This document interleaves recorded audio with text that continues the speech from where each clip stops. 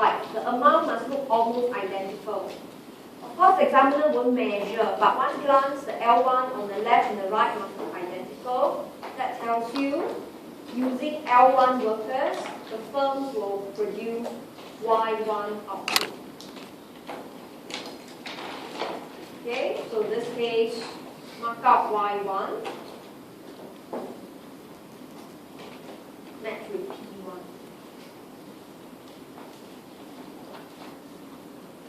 You can call all this point A. So intuitively, there was wage and price setting. Right, there's a given wages. The firms compare it with prices. Set labor demand, set output. So you have P1, Y1, point 2. Okay? So I let price goes up. So this is your step 1. Okay, and label it beside the lecture note. Assume there was an increase in price level. Remember, focus is on wages. And wages was assumed to be fixed. So wages is still W1, but prices went up to P1. So when you take a ratio, okay, examiner will check. This must be still W1, but the price is now P2. So real wage drops.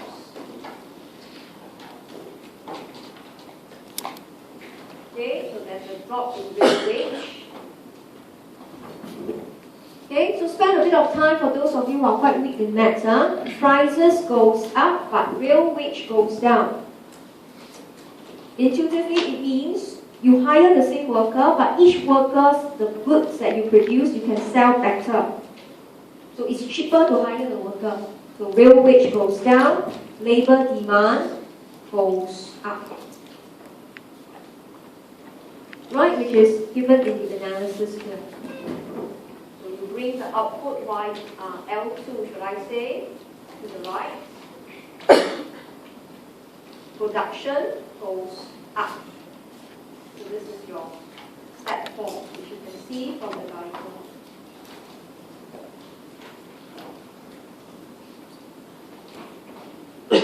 And you get point B.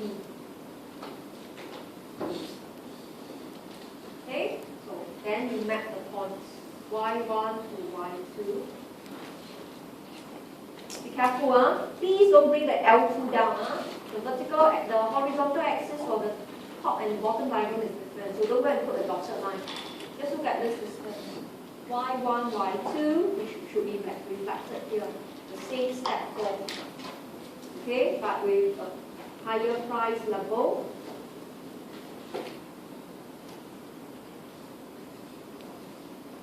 And you get your SR.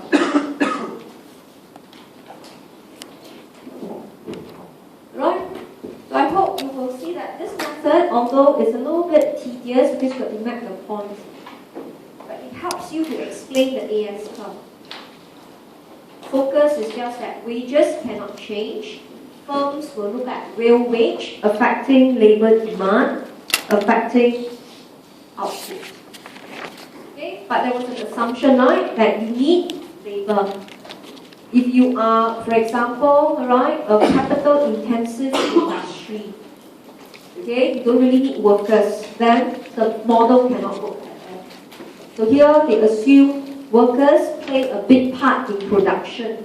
Anytime labor goes up, it has a direct impact on output.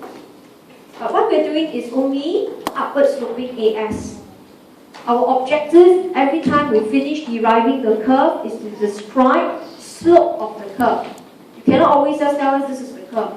Section A question loves to test slope of the curve. Okay, so in this case, now we relax the assumption. Now we consider wages can go up. Okay, but we make an assumption that increase in wages is slower than increase in price, which is quite valid. Workers, when they ask for wage to increase, they are very conservative. They're afraid that you're being retrenched. So you ask smaller amount. But in the world we live today, there are more and more monopolists and oligopolists. They are the ones who have strong market power. They will increase price faster than wages. Right? So in this case, you can see, right, if you take the ratio W over P, observe it, the denominator increased faster than numerator. Both went up, denominator goes up faster, real wage will still drop. Okay, so where is this new real wage? We call it, okay, our W2, P2. So we must relabel it. But where exactly is this real wage? Okay? This is where you got to pause a bit and don't hurry through. Initially, price went up, real wage dropped. Okay? Because absolute nominal wage didn't change. But now the W1 also dropped. So that tells you real wage won't drop too much. It will be, for convenience, I put somewhere half the mark. W2 over P2.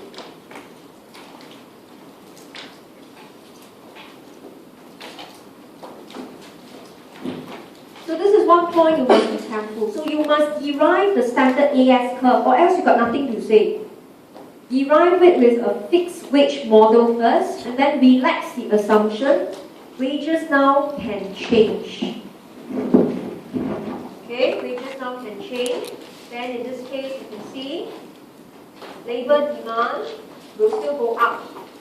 This is still cheaper than point A. But in this case, we go to point P prime.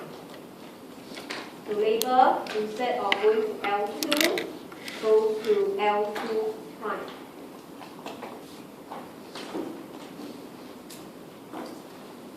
Right? So assuming the same price increase, but firms realize workers did bargain for a wage increase, but not too much. The firm still benefited, hired more workers, L2 prime. Then we mark out the L2 prime, but reckon that the increase is smaller. We go all the way up to touch the production curve. Right, and we should get output increase but smaller.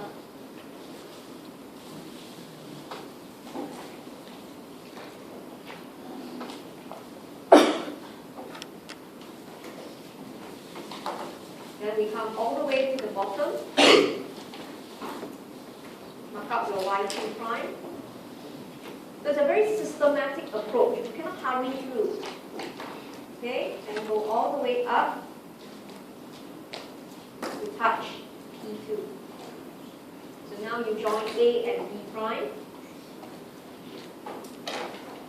You get your steeper AS curve. Let's call this SRAS1.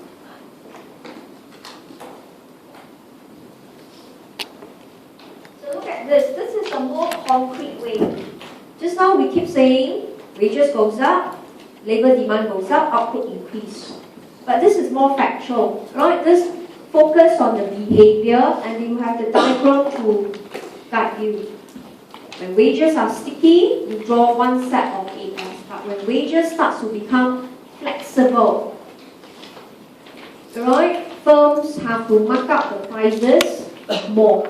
That's why you can see AS is steeper. Okay, so I'm going to give you 1 minute. Think carefully. Here for you, question for thought. Okay, wages are flexible, but what if increase in W is exactly increase in P? What happens to your SRAS curve?